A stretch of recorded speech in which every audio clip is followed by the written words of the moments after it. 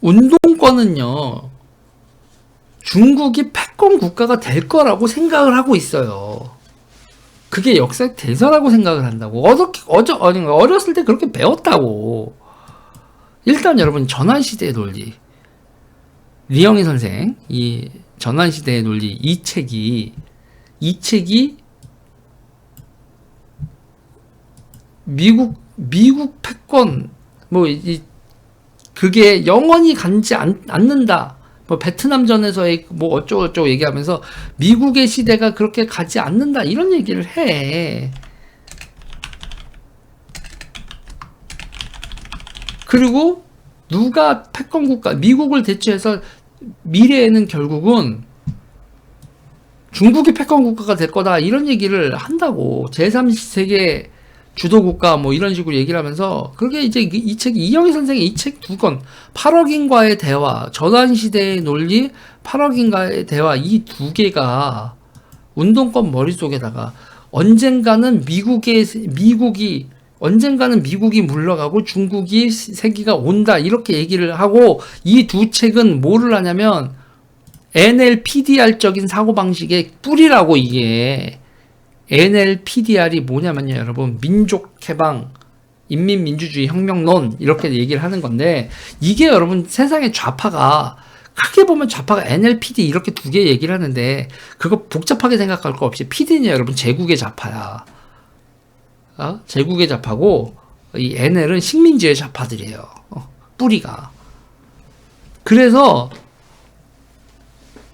그러니까 이게 여러분, 호치민이 프랑스 공산당원이었단 말이에요. 프랑스 공산당원이었는데 호치민이 이렇게 얘기했다고. 도대체 제3세계 이렇게 식민지 국가들의 국민들에 대해서 너희가 연대하거나 이런 게 아니면 도대체 인민의 막이 뭐냐 그러면서 프랑스 공산당에서 따져. 맞는 말일 수 있잖아요. 프랑스 공산당 애들도 그 허연 애들이 세계 만민 이렇게 하면 호치민한테 여러분 정말 평등하게 돼 있겠어. 호치민 입장에서는 정말 서러운 일도 많았을 거 아니야.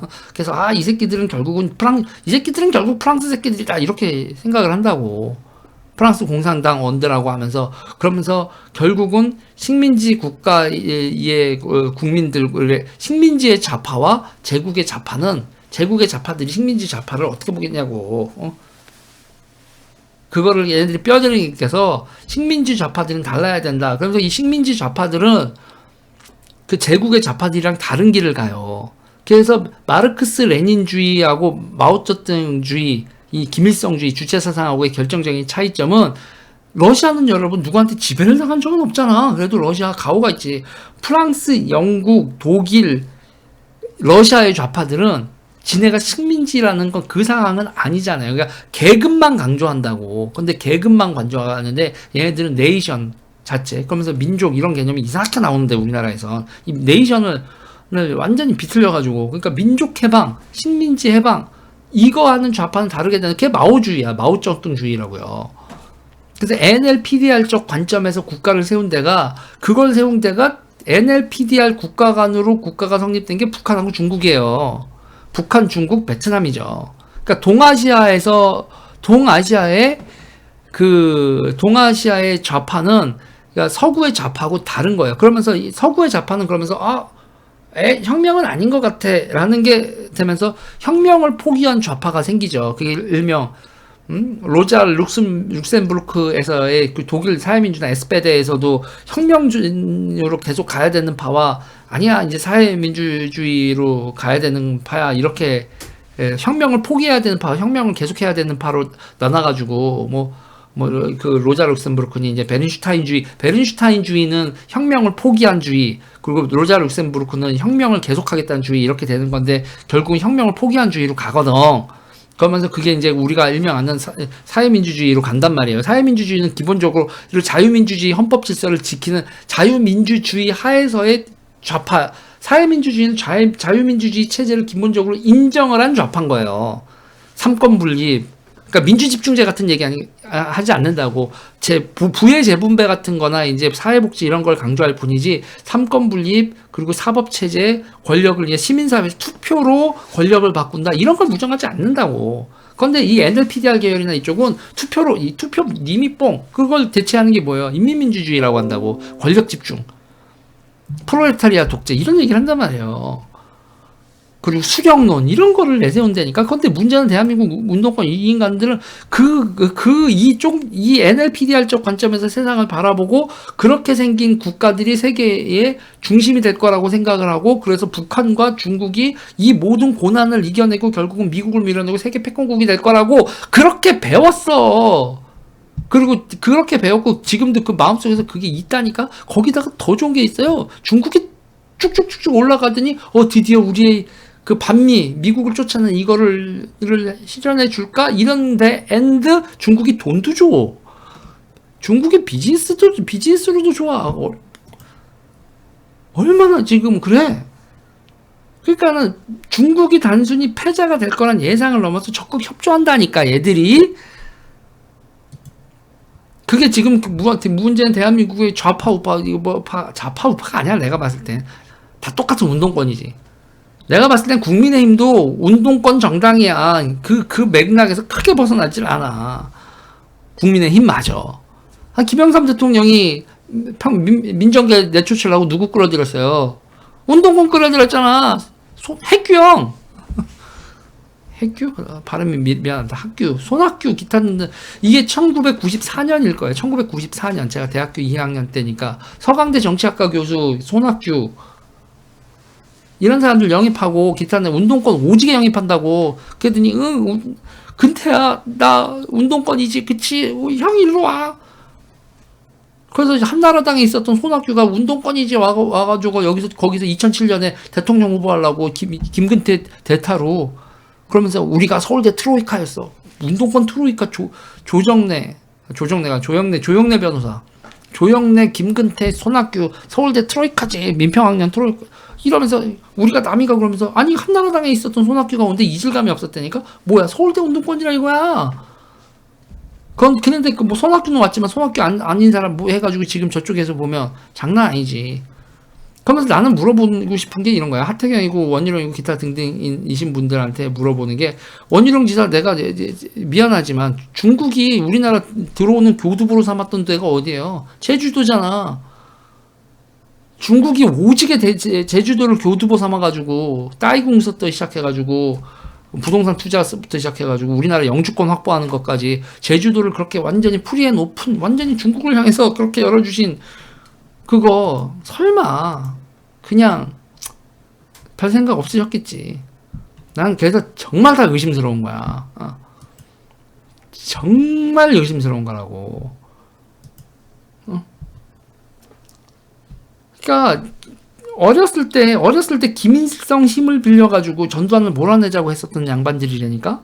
어렸을 때 저 사람들이. 근데 지금 시진핑의 힘을 빌려서 미국을 몰아내자, 이 유화적 발생을 나이 50들 먹어서 한다니까. 금융, 경제, 사회, 산업, 문화, 정책 일반에 있어서 얼마나 지금 친중적으로 이 인간들이 움직이는데, 지금 미국이나 서구 민주주의 국가들이 니네 뭐냐라고 우리 한국한테 물음표를 찍고 있는데 그거에 대해서 야당이 제대로 얘기를 안 해. 제가 뭐 이준석 저쪽 이런 차원에서 정파운동 한다는 그런 차원이 아니에요, 여러분. 자유민주주의가 이 정도 위기 상황이 왔는데 국민의힘 자체가 보수 정당이 아닌 것 같아, 내가 보기엔.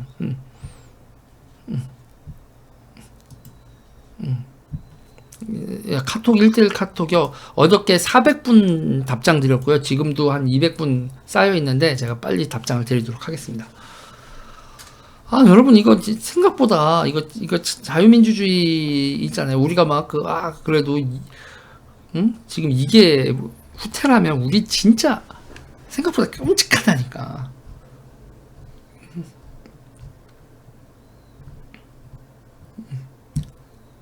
예. 그러니까 이게 뭐냐면, 이게 우리가 왜 이데올로기 전쟁이 끝났다고 착각을 했냐면, 중국하고 북한이 여러분 90년대 91년 소련 멸망 이후에, 소련 패망 이후에 어땠어요? 우리 북한하고 중국은 그냥 가난하고 불쌍한 나라였다고. 우리가 우쭈쭈 해줘야 되는. 그런데 어떻게 됐어요? 핵무장을 했지. 북한은 핵무장을 하고 중국은 저렇게 경제가 발전했어. 그랬는데 공산주의를 포기하지 않았다고. 공산주의를 포기하지 않은 상태에서 핵무장을 하고 저렇게 왔어요. 왜 우리가 우쭈쭈 가난한 나라, 불쌍한 나라, 식민지 지배를 당했던 나라, 뭐 이런 관점이야? 뭐야? 누가 누구를 우쭈쭈를 해 지금? 그리고 저들이 공산주의 NLPDR적 관점에서의 선전선동과 주변에 그 나라를 잡아먹는 거, 그리고 우리나라 주사파들 이용해서 리버리지를 땡겨가지고 지금 우리나라에 이렇게 침투해준 이 현 상황에 대해서 각성을 안 하고 공산주의는 끝났다. 공산주의는 끝나긴 뭐가 끝나? 정확히 얘기하면 공산주의가 끝난 게 아니라 소련이 끝난 거지. 소련이 끝난 거였고, 공산주의 국가 중국은 납작 엎드려 있다가 지금 이 정도 경제 성장을 하고 난 다음에 본색을 드러내고 있는 거지. 북한은 핵미사일 들고 우리한테 흔들고 있고. 여러분, 우리 지금 다시 반공을 얘기해야 되는 상황이라니까? 그게, 우리 어렸을 땐 소련이 대장님, 중국, 북한이 쫄, 이런 식의 반공 의식이었다면, 지금은 중국이 대장님, 그런데 북한은 중국의 쫄이 아니라 북한은 중국이 옆에서 그렇게 되는 것 자체에 대해서 대단히 신경을 쓰고 있다고. 중국의 영향권 안에 자기네들이 확 잡아먹을 걸 북한이 우리보다 더 신경 써.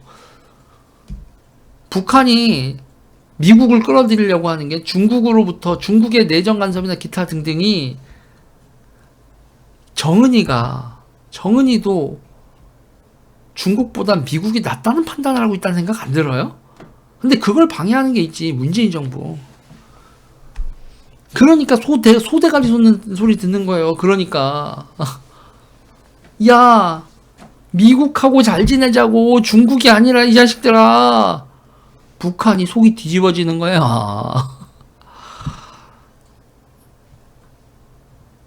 지금 상황 여러분, 다시 반공을 해야 될 시기입니다. 다시 반공을. 자유민주주의 체제가 위협을 받고, 소련보다 중국이 지금 훨씬 더 막강하다. 경제적으로나 뭐로나. 소련은 얽혀있는 게 없어서 딱 그냥 했으면 좀 그랬는데, 지금 중국은 글로벌 가치사슬 체계에서 이렇게 얽혀있기 때문에 지금 이거 아주 복잡하고 치열한, 이건 단순 냉전이 아니에요. 그리고 이번 올림픽을 계기로 해서 이 갈등이 폭발하기 일부 직전이라고. 우리 한국 정치도 그렇고, 우리 지금 여러분 거의 러일 전쟁 발생하기 직전? 청일 전쟁 발생하기 직전? 거의 그 정도 지금 상황이다. 대외 환경이. 그런데 한국 정치는 완전히 노론, 소론, 북인, 남인, 동인, 서인 이 정도 수준의 정치를 하고 있으니 이거야 원. 이러니 정풍운동을 하자는 얘기가 발생을 하는 거지.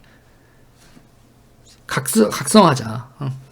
정풍운동은 그거는 좌파만 하는 게 아니라고요. 자유민주주의 이 사상을 제대로 무장하기 위한 정풍운동을 해야 됩니다.